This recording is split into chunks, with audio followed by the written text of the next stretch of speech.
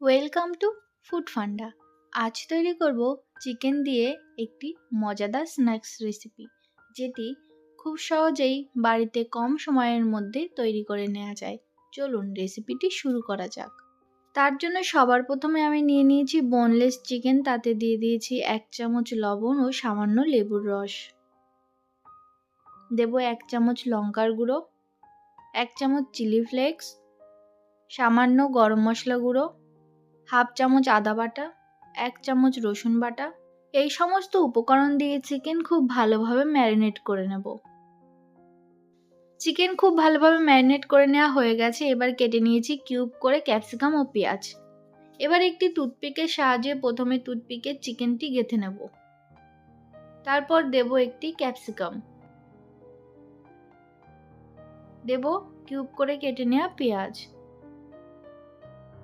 এর উপরে আবার এক টুকরো চিকেন দিয়ে দেবো। এইভাবে সবকটি চিকেনের স্টিক তৈরি করে নেব।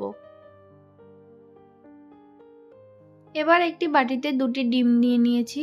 এর মধ্যে দেব সামান্য লবণ, সামান্য গোলমরিচের গুঁড়ো। এবার খুব ভালোভাবে ফেটিয়ে নেব। ডিম ভালোভাবে ফেটিয়ে নেওয়া হয়ে গেছে। এবার যে চিকেনের স্টিকগুলো তৈরি করে রেখেছিলাম সেটি ডিমের মধ্যে একবার করে ডিপ করে নেব। এবার ব্রেড ক্রাম্বসের মধ্যে দিয়ে খুব ভালোভাবে একবার কোট করে নেব, তাহলেই চিকেন স্টিকগুলো তৈরি হয়ে যাবে। এই একই পদ্ধতিতে সবকটি চিকেন স্টিক তৈরি করে নেব।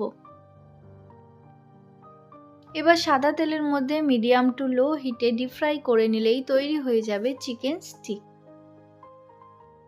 রেসিপিটি অবশ্যই একবার বাড়িতে তৈরি করবেন এবং কমেন্ট করে জানাতে ভুলবেন না কেমন হয়েছে।